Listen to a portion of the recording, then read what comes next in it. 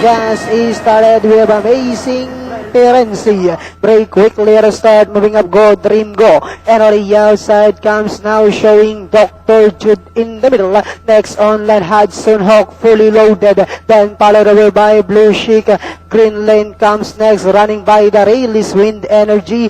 Then followed over by Landed Visa alongside Shade of the Wind. Lock of the Irish is by the rail. Next online is Optimus Prime, while Sabre the Champagne is racing in 14th half mile distance. They traveled. We have Go Dream Go maintaining a head lead, moving upon the outside. Now is now showing to take the lead. Down in third, we have Amazing Terency fully loaded comes next.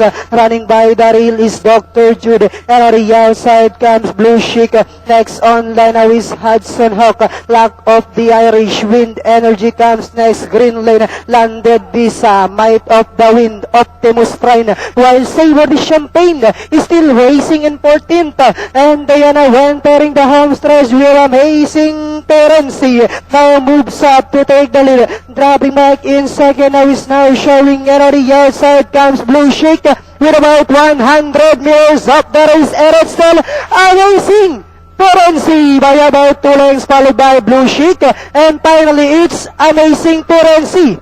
Blue Chic now showing Lock of the Irish. Yun nga. Amazing. Firenze.